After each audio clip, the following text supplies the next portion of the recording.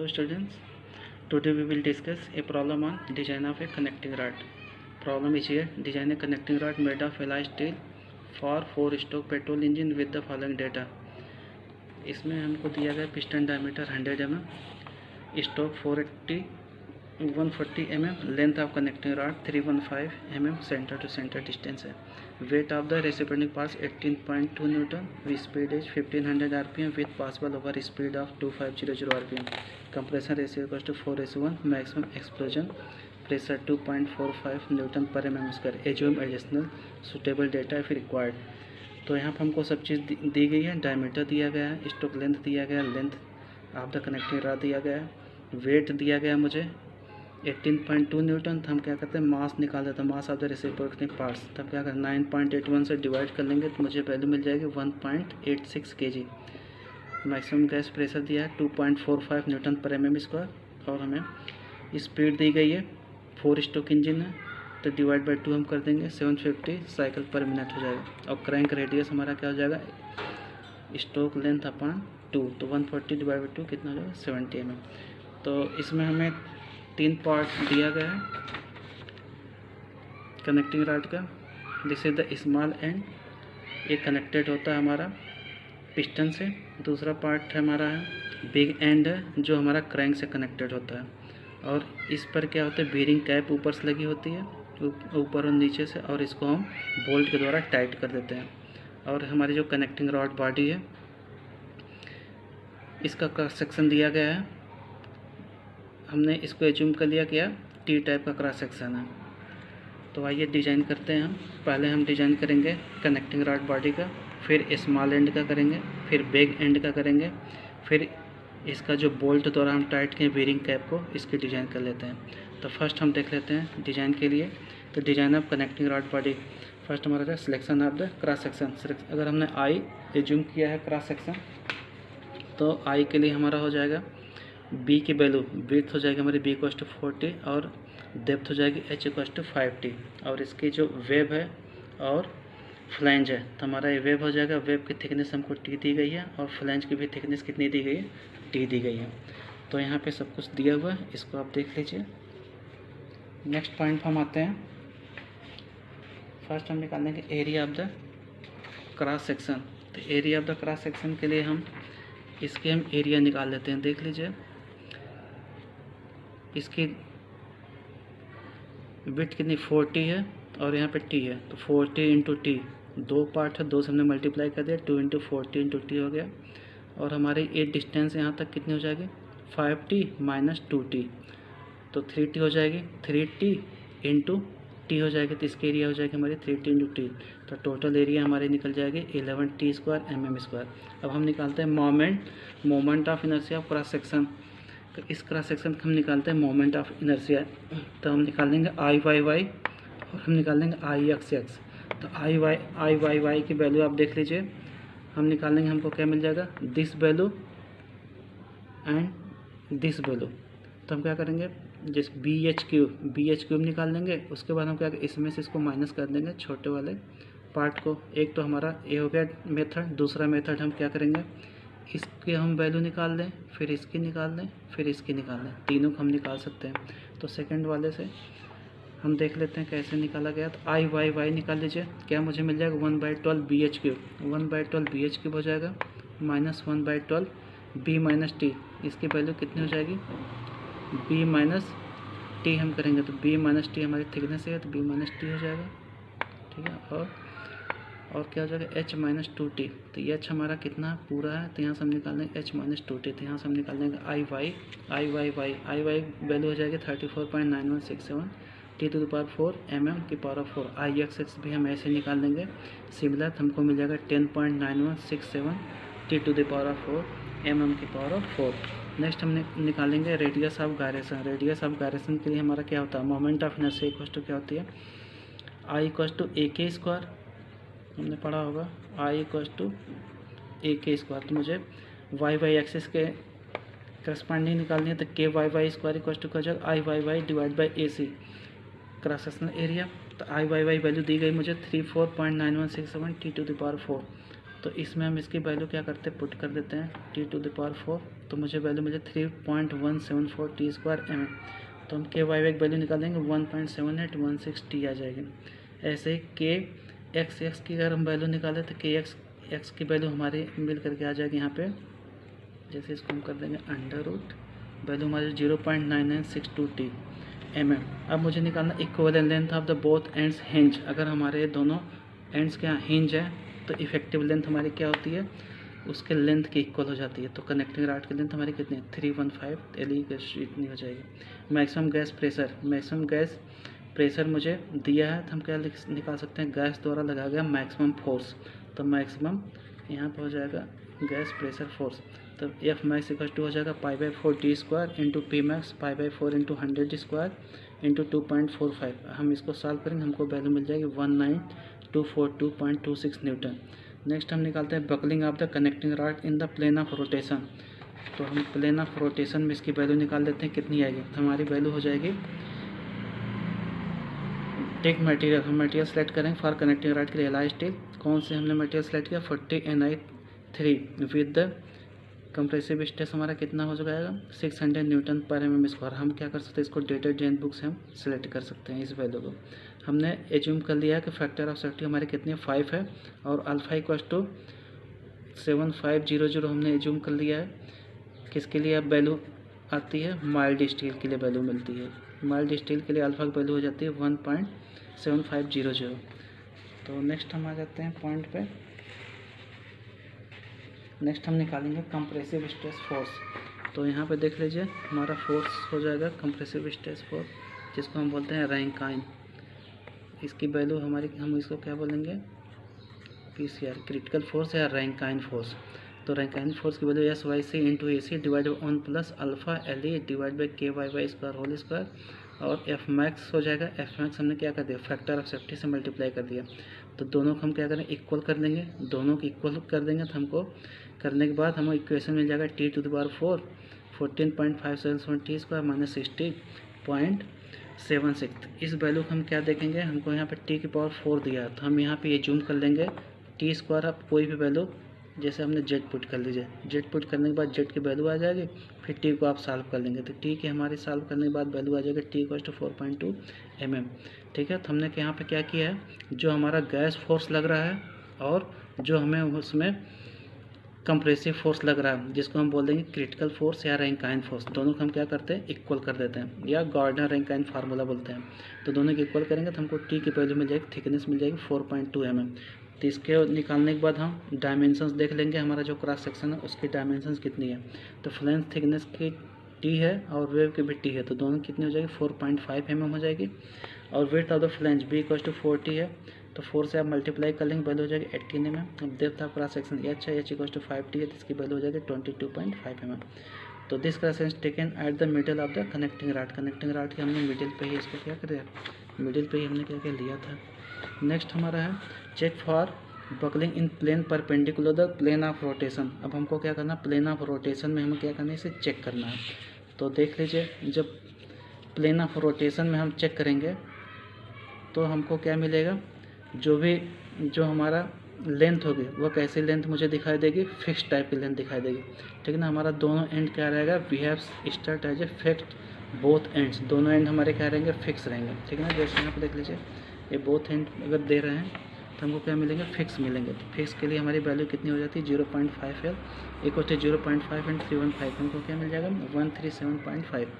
KXX की value देख लीजिए, KXX की वैल्यू हमारी आ रही है 0.9962 और T से हमने मल्टीप्लाई करके हमारी वैल्यू 4.483 mm। एक क्रॉस सेक्शन एरिया हमारे थे 11 T², तो T की हमने वैल्यू पुट कर दी, हमारे आंसर आ जाएगा 222.75 mm²।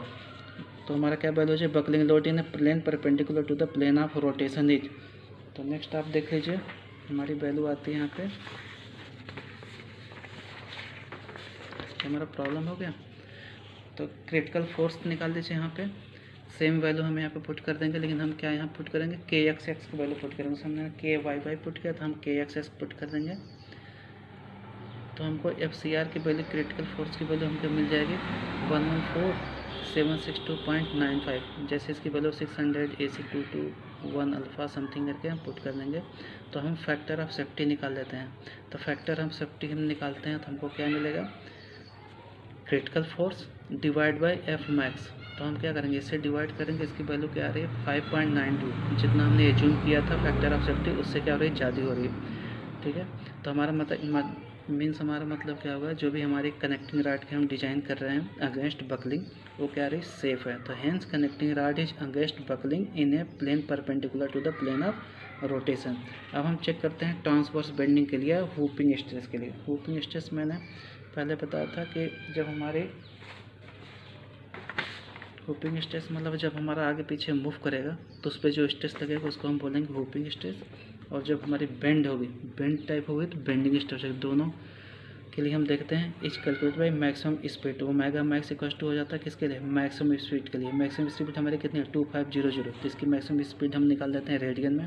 तो कितनी वैल्यू आ जाएगी 261.8 रेडियन पर सेकेंड। और हम एलॉय स्टील के लिए हमारी वैल्यू होती है, रो की वैल्यू होती है 7900 kg पर मीटर क्यूब। सेक्शन मॉडुलस आप देख लें, सेक्शन मॉडुलस इक्वल टू क्या होता है, section modulus Z equal to क्या होता है I/y/2 हो जाता है। ठीक है ना, I/y/2 हो गया। तो इसकी वैल्यू आप देख लें I/y/y डिवाइड बाई h/2। तो हम इसकी वैल्यू पुट कर लेंगे तो हमको मिल जाएगा 13.97 t क्यूब। तो टी की क्यूब की आप वैल्यू रख दिए 4.5 से, तो सॉल्व करेंगे हमको इतनी वैल्यू आ जाएगी 1272.71 10⁻⁹ मीटर क्यूब। अब हमें निकालना है सिग्मा BW मतलब वीपिंग स्ट्रेस और बेंडिंग स्ट्रेस मुझे निकालना है। तो इसके लिए हम डिटरजेंट बुक से फार्मूला उठा लेंगे जो design procedure of connecting rod में दिया हुआ होता है। तो किसी भी डिटरजेंट बुक में आपको फार्मूला मिल जाएगा रो AC omega square R into L square divide by 9√3 ZYY। तो वैल्यू आप इसकी पुट कर लिए, रो 97900 AC 222.75 omega square 261.8 R 75 into 10⁻³ L की वैल्यू हो जाए 0.713। हमारे इसकी वैल्यू आ रही थी कितनी 70 आ रही थी। अगर हम यहाँ पे इसकी वैल्यू देख लें क्वेश्चन से, तो हमारी आर की वैल्यू कितनी आ रही थी 70 थी। देख लीजिए यहाँ पे कितना 70, तो आर की वैल्यू हमने क्या कर लिया 70 कर लिया। तो हम सॉल्व करने के बाद हमको आंसर मिल जाएगा 42.22 10⁻6 newton metre square. Next point हम आ जाते हैं, सिग्मा BW हमारी आ रही वैल्यू सिग्मा BW 42.22 न्यूटन पर mm square. Allowable bending stress for the connecting rod is sigma allowable आप देख लीजिए क्या होता है, compressive stress divide by factor of safety. तो 600 डिवाइड बाई 5 से हम डिवाइड करें तो 120 आ गया। अब जो हमारा कंप्रेसिव स्ट्रेस है और यहाँ पर देख लीजिए वीपिंग स्ट्रेस है, तो जो हमारा एलाउबल स्ट्रेस आ रहा है वह क्या है वीपिंग स्ट्रेस है। वीपिंग स्ट्रेस है बेंडिंग स्ट्रेस से कम है, ठीक ना। तो जो हमारा BW आ रहा हो क्या है, इसकी अपेक्षा क्या इसकी वैल्यू कम है। तो the connecting rod is the safe against transverse bending stress whooping stress, इसमें भी क्या हमारी वैल्यू सेफ है। अब हम डिज़ाइन शुरू करते हैं किसके लिए, स्मॉल एंड के लिए डिज़ाइन शुरू कर देते हैं। तो नेक्स्ट पॉइंट हमारा हो जाएगा design of small end of connecting rod. तो पहला हम पॉइंट करेंगे diameter of DP and length L1 of the piston pin. तो जो हमारा स्मॉल एंड है, स्मॉल एंड हमारा कनेक्टिंग रॉड का, इसकी जो डायमीटर होती है पिन के जो डायमीटर है, इसकी इनर पार्ट देख लीजिए डायमीटर है DP, ठीक है। जो अंदर वाला पार्ट है, जगह इस वाले पार्ट को हम देखें तो इसका डायमीटर हो जाएगा DP। और जो इसके इनर पार्ट हो जाएगा इसको हमने डिनोट किया DPI से, और जो पिन का आउटर डायमीटर है उसको हमने डिनोट किया DPO से। इसकी वैल्यू मुझे क्या करनी है फाइंड करनी है। तो हमारा length of pin in connecting rod, तो हमको डिटरजेंट बुक में दिया गया है 0.45 D है। तो D को हम क्या करें मल्टीप्लाई कर देंगे 45 mm हो जाएगा। डायमीटर ऑफ पिस्टन पिन के लिए हमारा फार्मूला बनता है Fmax = L1 DP × PB। तो इस फार्मूले को हम क्या करेंगे यूज कर लेंगे। तो यूज कर लीजिए आप, तो L1 DP × 25 वैल्यू हमने रख दिया। और जो हम फास्पर ब्रांच जो हम बुश यूज करते हैं और एलाई पिस्टन पिन यूज करते हैं, तो उसके लिए हमारी वैल्यू हो गई 25 न्यूटन पर mm स्क्वायर। ये हम डिटरजेंट बुक से हम क्या करेंगे ले लेंगे वहाँ से। तो हम इसको सॉल्व करने के बाद मुझे मिल जाएगा DP की वैल्यू आ जाएगी आपकी 17.1 mm और 18 mm। हम इसको सिलेक्ट कर लेंगे। तो नेक्स्ट हमारा पार्ट आता है inner diameter of the small and. तो इनर हम डायमीटर की बात करेंगे DPI की। तो DPI के लिए हमारा फार्मूला बन जाएगा DPI = DP + 2 × thickness of bearing bush. तो डी हमारा कितना दिया है 18, देख लीजिए यहाँ पे 18 है। तो 2 into thickness of bearing bush हम मान लेते हैं कि हमारी कितनी 2 है, तो इसकी डी की वैल्यू कितनी हो जाएगी 22। अब हम नेक्स्ट निकालेंगे outer diameter of the small and, outer diameter of small and D हम डिनोट करेंगे। तो इसमें थोड़ा सा देख लीजिए आप, एन इक्वल टू क्या होता है length upon area, length of the connecting rod divide by radius of the current. तो इससे हम क्या करेंगे डिवाइड कर देंगे, हमको 4.5 निकल जाएगा। हम फिर निकालते हैं टोटल मास हमारा कितना होगा। तो टोटल मास इक्वल टू होता है हमारा mass of piston plus 1/3 mass of the connecting rod. तो मास ऑफ पिस्टन मीन्स क्या होता है mass of the reciprocating parts, तो mass of reciprocating parts m plus mc/3, तो mc/3 जो कि मास है, डेंसिटी हमारी रो है, वॉल्यूम कितना हो जाएगा A0 इंटू लेंथ हो जाएगा, एरिया इंटू लेंथ। तो सबकी हम वैल्यू यहाँ पे पुट कर लेंगे, हमारी वैल्यू का आंसर आ जाएगा 2.0448 kg हो जाएगा। नेक्स्ट हम निकालेंगे मोमेंट मैक्सिमम इनर्शिया फोर्स। तो मैक्सिमम इनर्शिया फोर्स के लिए हमारा फार्मूला हो जाएगा mr omega square max omega max square into r into 1 + 1/n0। तो इसमें भी हम सबकी वैल्यू रख दें, mr की वैल्यू यहाँ रख दिया, ओमेगा मैक्स की वैल्यू हमने रख के स्क्वायर कर दिया, r की वैल्यू रख दिया और 1 + 1/4.5 ने रख दिया, तो हमको आंसर मिल जाएगा 11990.53 न्यूटन। अब हम टेंसाइल स्ट्रेस निकाल लेते हैं पिन पे लगने वाला। तो सिग्मा PT इक्वल टू हो जाए FI max divide DPO minus DPI into LI। ये क्या है DPI हो गया, DPO माइनस DPI, तो हमारी ये वाली थिकनेस आ जाएगी, ठीक है। तो यहाँ से हम क्या करेंगे टोटल में से DPI को DPO माइनस DPI करेंगे, थिकनेस हो जाएगी और लेंथ हो जाएगी। इसकी हम क्या करेंगे डिवाइड कर देंगे, इस एरिया से हमने डिवाइड कर दिया तो हमको मिल जाएगा स्ट्रेस ऑफ द पिन के लिए। तो allowable bending stress for connecting rod, तो हमारे एक दिया गया है सिग्मा अलाउबल बेरिंग स्ट्रेस होता है 120 न्यूटन पर mm²। ये वेरी करता है 8 to 120 न्यूटन पर mm² for the alloy steel के लिए। तो हम यहाँ से इसको सेलेक्ट कर लेंगे 120, तो 120 वैल्यू रख दीजिए। DPO माइनस DPI की वैल्यू हम रख देंगे 22 इंटू 45, तो हमको मिल जाएगा 24.22 mm मिल जाएगा। तो बाय इम्पेरिकल रिलेशन के द्वारा भी हम एक वैल्यू इसकी DPO को निकाल लेते हैं। तो इम्पेरिकल रिलेशन में क्या होता है इसकी value DPO equal to 2 into DP, तो DP हमें 18 दिया गया, 2 इंटू 18 से मल्टीप्लाई 36। अब इस वैल्यू और इस वैल्यू में जो ग्रेटर होगा या जो लार्जर होगा उसी को हम सिलेक्ट कर लेते हैं बीरिंग के लिए, उसके स्मॉल एंड के लिए। तो taking larger of the two values DPO equal to 36 mm हो जाएगा। नेक्स्ट हम वैल्यू निकालते हैं design of the big end. Design of the big end के लिए हम देख लेते हैं सिमिलर जैसे हमने स्मॉल एंड के लिए फाइंड किया था वैसे हम बिग एंड के लिए हम फाइंड करेंगे। तो LBC की वैल्यू हम लेते हैं 1.0 to 1.5 TCP। LBC हमारा हो जाए तो 1.4 TCP हो जाएगा। इसको हम इसके बीच की वैल्यू कोई भी ले सकते हैं, हमने ले लिया 1.4 TCP। और मुझे देख लीजिए आप क्या लिखा, for pressure lubricated bronze bearing and alloy steel crank pin take. इसकी वैल्यू वेरी करते हैं 8 to 12 न्यूटन पर mm²। तो इसको हमने बीच की वैल्यू ले लिया 10 न्यूटन पर mm² हमने एज्यूम कर लिया। इसके फार्मूला देखिए F max equal to LBC into DCP into PB। अब देखिए LBC मुझे क्या दिया गया, इसकी विड्थ दी गई, जो लार्ज एंड इसकी विड्थ दी गई। जैसे हमको स्मॉल एंड में विड्थ दी गई थी L1, जैसे यहाँ पे आपको दी गई ना विड्थ L1 दी गई, तो यहाँ पे हमको क्या दी गई LBC। सिमिलर फार्मूला हम ऐसे ही यूज करेंगे। तो F मैक्स वैल्यू हम पुट कर दिए LBC 1.4 TCP into DCP into PB की वैल्यू हमने क्या कर लिया 10 ले लिया। तो यहाँ से हमें DCP की वैल्यू मिल जाएगी 37.07 mm और 38 mm। तो LBC हमारा 1.7 TCP, इसकी वैल्यू पुट करके हमको मिल जाएगा 53.2 है, हम एज्यूम कर लेंगे 54। Inner diameter of the big end के लिए हमको इनर डायमीटर निकालना है DCI यहाँ से लेकर के यहाँ तक। तो DCI के लिए हमारा फार्मूला बनता है DCP plus 2 into thickness of the bearing shell. 38 plus 2 into 3 का कितना हो जाएगा 44 mm हो जाएगा। ठीक है, अब नेक्स्ट हमारा पार्ट आता है thickness of the bearing cap. जो हमारे पास है बेरिंग कैप है, बेरिंग कैप देख लीजिए, ये जो हमारी बेरिंग कैप है, तो इसके लिए हम डिजाइन के लिए देख लेते हैं। थिकनेस ऑफ बेरिंग कैप की थिकनेस के लिए हमारी वैल्यू कितनी हो जाएगी थिकनेस ऑफ बेरिंग कैप हो जाएगा S equal to 1.75 to 2.0 DCP। जो हमारी इसकी थिकनेस होती है यहाँ से लेकर के अगर हम बात करें यहाँ तक, इसको हम एस से डिनोट करते हैं, ठीक है। इसमें आपको दिया गया होगा सेंटर टू सेंटर, इस बोल्ट से इस बोल्ट के सेंटर की डिस्टेंस हमारी यस है। तो इसको आप देखते हैं thickness of the bearing cap is equals to 1.75 से लेकर के 2.0 DCP तक वेरी करती है। तो हमने ले लिया 1.8, तो 1.8 DCP हो गई। तो इसमें आप DCP की वैल्यू रख दीजिए, कितना 38 है, 1.38 हमको कितना मिलेगा 68.4 और 69 mm।